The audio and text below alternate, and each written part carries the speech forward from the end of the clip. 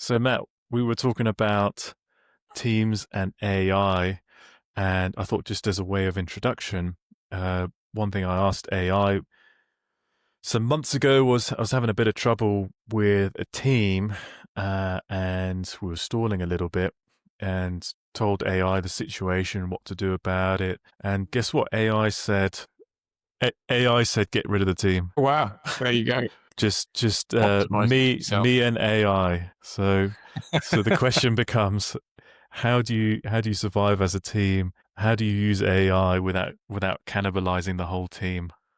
Good question. And so if AI wants to cannibalize the team itself, then how can you supervise an AI with tendencies to do this? Yeah, just kind of riffing on it then, I suppose, is perhaps to think about AI from a human perspective is broadening agency in that kind of direction, actually, across. So allowing people to use tools for the right purpose as coaches or as peers or as a designer, whatever it might be in these different layers. And then it's almost like as if that individual had spawned a group of helpers to then improve their agency to deliver in certain area. So that's what one way of framing it, I would say, is just actually to think about it as a human that can then cross multiply by becoming more, by extending mind into these different tools. So just to summarize that, it could be almost like you're almost like a fractal where you've got, let's say, a team, and then within each person there's almost like a team of agents, of AI agents underneath each one that augments the original person within the team. Exactly. That's a good way of putting it.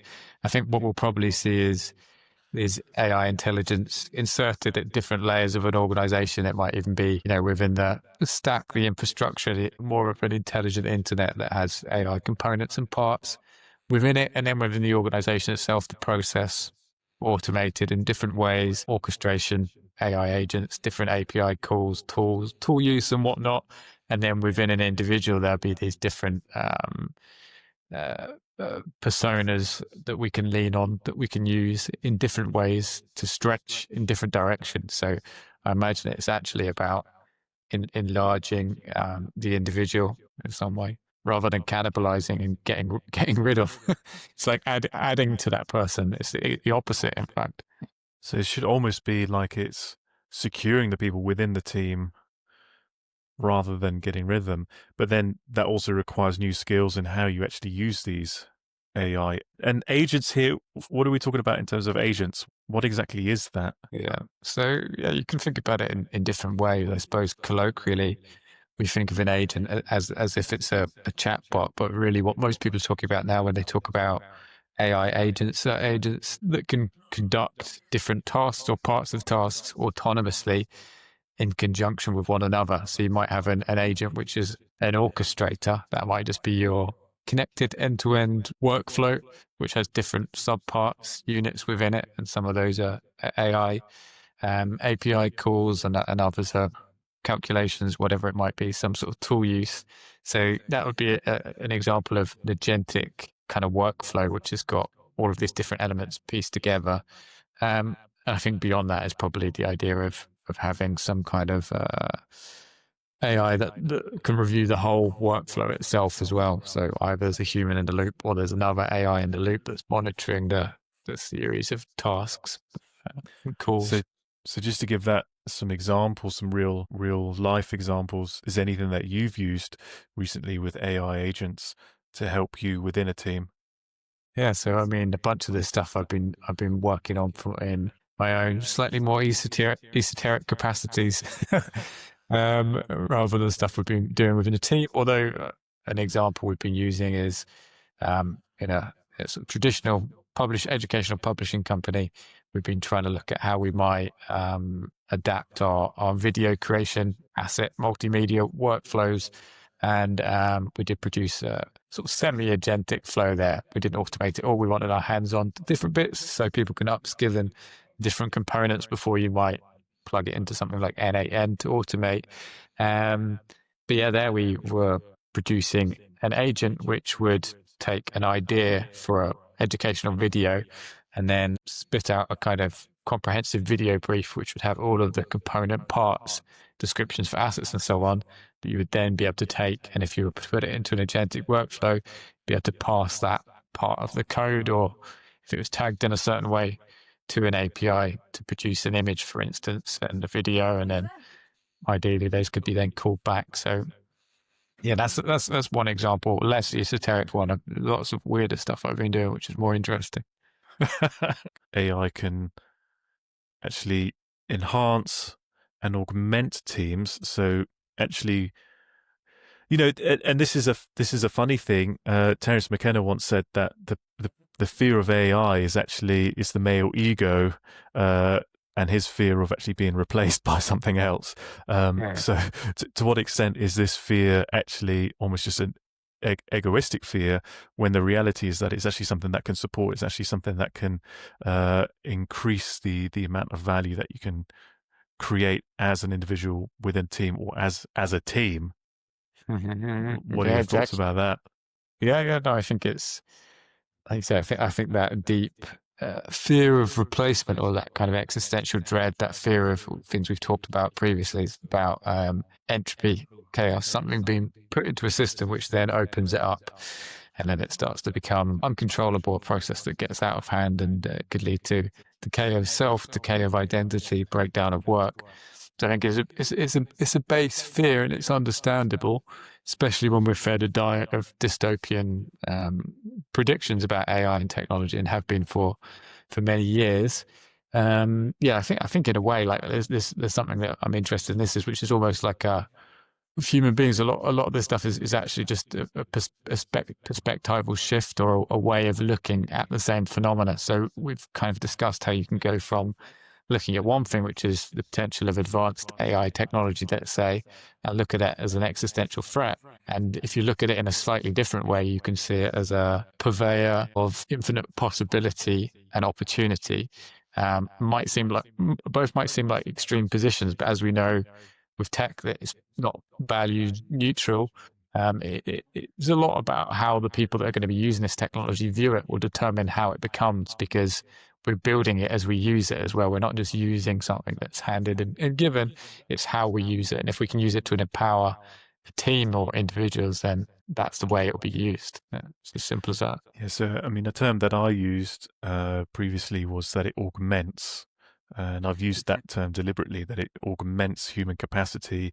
Let's take the example of television, and Marshall McLuhan uses that example of the television actually augments the eyesight by being able to see further on. What are we actually augmenting with AI? Just to caveat that as well, I think there's the potential for augmentation and the opposite, diminishment in some way as well. So these should always be looked at as a full spectrum. So how we might be using a tool to offload and unload certain cognitive capabilities. There was a big furore recently, I think it was MIT paper, where they showed that students that were using LLMs to produce their essays were using less kind of brain power than those that were just using traditional note taking and producing their essays in that way. So on the one hand, it kind of shows there's an offload of maybe the deeper part of thinking in that example, but then maybe also there is the offloading of need to do that work, so you're delegating it as well. So I think there's always like a balance. You can see both sides of it. So it is in this example where someone might be outsourcing some of the work, giving an LLM notes in order to produce an essay, versus writing their own notes and producing the essay by hand. You can even look at that in two different ways. You can say, well, those individuals are diminishing their minds. They're going to wither away their critical thinking skills and their ability to think clearly. Or you can say, no, they've just outsourced that. They've delegated it. Now they've got free capacity to do something else. Obviously, the essay maybe wasn't such an appealing thing for them. Maybe they'll go and do something else. Maybe they won't. But yeah, I think there are examples of both how AI can augment and also diminish on the same hand, depending on how we look at it. And I think it's going to be a complex, like with any human tool use, television use as an example, has opened up worlds to us, nature documentaries, history clips, from times we would never see and so on. Things that open up are marvelous, and then things that are potentially quite trivial or potentially not so good for us. So I think it's going to be everything. And it get to go back to the entry point. That worries people. So then coming down hard on either side and saying, this is going to be chaos, this is the end of civilization, we're all going to lose our jobs, or this is going to be utopia, are both ideological framings of a complexity that's going to play out all the way in between those views. That's where we need to get comfortable operating the thing. Yeah, so even if you just look back at Marshall McLuhan's laws for technology, the 4 laws, which was what does the technology amplify or improve?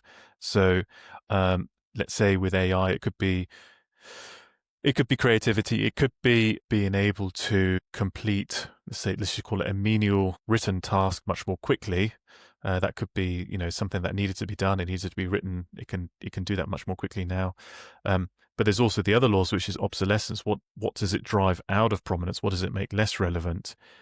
What is it, which is an interesting one, what older form or practice does it bring back into use? And then there's the reverse, which is what happens when the technology is pushed to its extreme? How does it flip into its opposite? And that's, we've seen that with, for example, social media, which was supposed to be connecting people. It ended up actually making people more isolated. Yeah. So, and I think there's been that term with AI where you're actually going to get artificial intelligence, but actually reduced intelligence amongst humans. But just to bring that back to teams in terms of what are we actually augmenting here in terms of the teams? I think my understanding of it would be that, let's say the team can produce X amount of value. It could be with AI, they can produce 2x value or 3x value in terms of the amount of output or indeed the amount of quality that can be produced together with the team. What do you think about that?